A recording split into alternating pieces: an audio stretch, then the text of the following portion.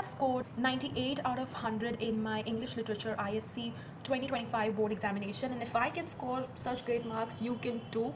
Hi guys, I don't care if it's one day before your exam that you're watching, a few minutes before your exam that you're watching it. Make sure that this video is the only video you need to see to understand how to master, how to ace English literature exam for ISC. Now, I never took any tuitions for English at all, and I don't think many people do. But one thing that I can assure you is that for English and ISC, you need to understand what is your strength. Is it prose? Is it poems? Is it Macbeth? We had Macbeth for ISC. Our seniors had Tempest. So I don't know what version you guys will be following while watching my video. I don't know which year kid is watching this video right now.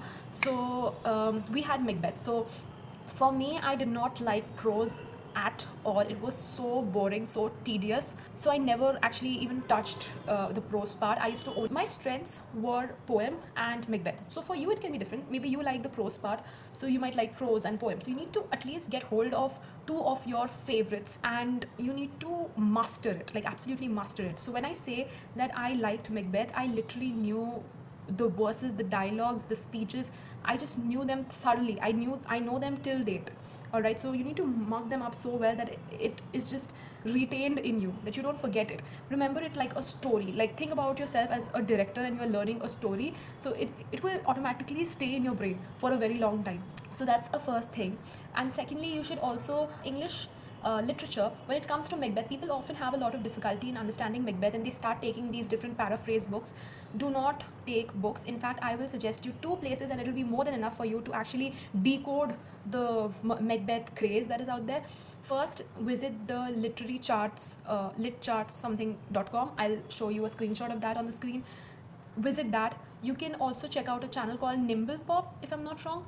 You can also check out videos from Sudhir Sir, Ranjana Ma'am. But my top picks would definitely be Lit Charts and Nibble Pop. Nibble Pop for any explanation which is there. She explains it really well. And literary charts to understand the paraphrase. Sometimes I'm not satisfied with what is explained in literary charts, then I go and watch Nibble Pop's videos. So that's how you manage everything. Also, you need to do a little bit of more research and effort. You need to solve a lot of previous year questions and understand what has been frequently asked, and whatever questions came the last year, which means in my batch, it will have very less chances to come in your batch. So you need to sit and analyze that. You need to see questions that have come in the specimen. Sometimes a few people also say questions that come in specimen from a specific chapter has also very less probability to come in your question paper. But I would still suggest that don't take risks of leaving anything out. Don't be like, okay, let me skip this, let me skip that. No, because you have MCQs in the beginning. In the very beginning of the question paper, you'll be having so many MCQs. Now, I did not check your paper pattern, but I'm sure there'll be MCQs, and you don't want to mess around by skipping any chapter. I personally, even though I did not study well the prose portion, but I was very active when my teacher used to explain. My school English teacher was also a very good teacher, when she knew how to explain stuffs very well.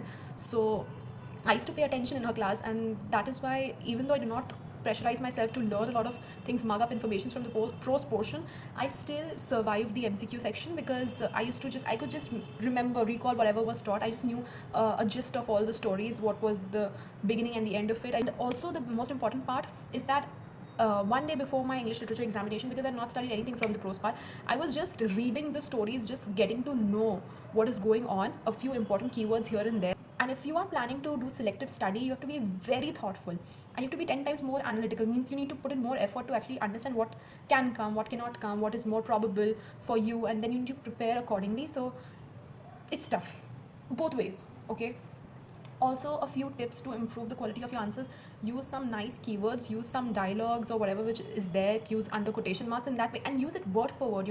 Like I had a lot of speeches in Macbeth that I had absolutely memorized, and I used that in my answers, and it just enhanced the quality of my answers a lot. Even my school teacher used to praise my answers in the class, saying that her answers are so good and all that. So I think I learned a lot when your teachers, when they correct you. Her corrections and her appreciation has really showed up in my overall ISC result as well. So take your teacher's remarks very thoughtfully, because it's going to help you at the end of the day. Understand your weaknesses, just work hard, and I'm sure you will do well in your examination. I think that's it. All the best for your exams. I'll see you soon. Till then, bye bye.